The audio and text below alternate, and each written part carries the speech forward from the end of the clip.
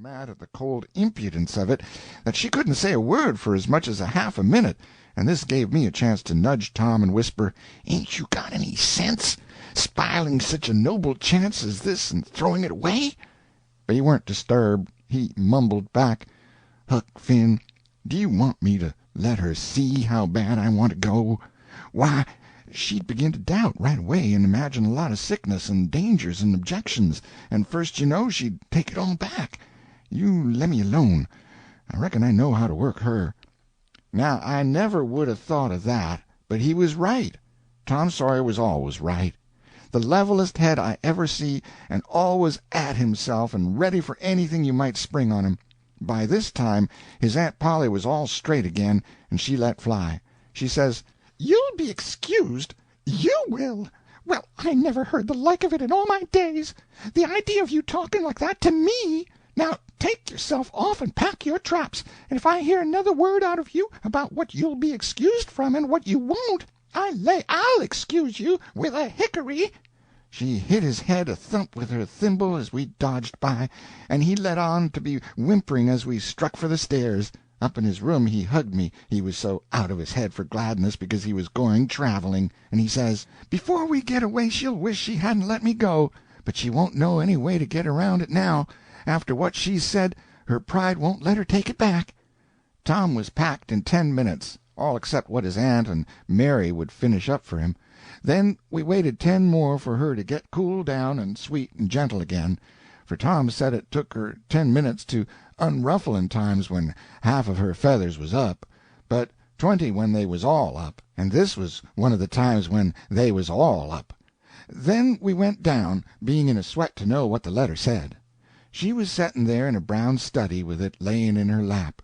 We set down, and she says, "They're in considerable trouble down there, and they think you and Huck'll be a kind of diversion for them. Comfort, they say. Much of that they'll get out of you and Huck Finn, I reckon. There's a neighbor named Brace Dunlap that's been wanting to marry their Benny for 3 months, and at last they told him point blank and once for all he couldn't. So he has soured on them, and they're worried about it. I reckon he's somebody they think they better be on the good side of, for they've tried to please him by hiring his no-account brother to help on the farm when they can't hardly afford it, and don't want him around anyhow." "Who are the Dunlaps?" "They live about a mile from Uncle Silas's place, Aunt Polly. All the farmers live about a mile apart down there, and Brace Dunlap is a long sight richer than any of the others, and owns a whole grist of niggers. He's a widower, 36 years old, without any children, and is proud of his money and overbearing, and everybody is a little afraid of him. I judge he thought he could have any girl he wanted just for the asking, and it must have set him back a good deal when he found he couldn't get Benny. Why, Benny's only half as old as he is, and just as sweet and lovely as—well, you've seen her. Poor old Uncle Silas, why, it's pitiful, him trying to curry favor that way. So hard pushed and poor, and yet hiring that useless Jubiter Dunlap to please his ornery brother." "What a name! Jubiter. Where'd he get it?" "It's only just a nickname. I reckon they'd forgot his real name long before this. He's 27 now, and has had it ever since the first time he ever went in swimming. The school-teacher seen a round brown mole the size of a dime on his left leg above his knee, and 4 little bits of moles around it, when he was naked, and he said it minded him of Jubiter and his moons, and the children thought it was funny, and so they got to calling him Jubiter, and he's Jubiter yet.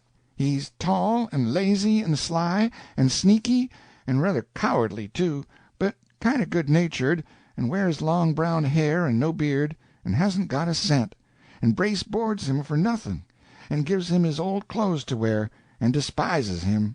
Jubiter is a twin." "What's the other twin like?"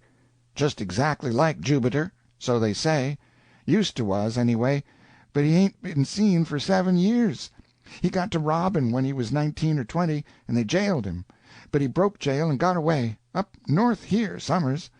They used to hear about him robbing and burglaring now and then, but that was years ago. He's dead now, at least that's what they say.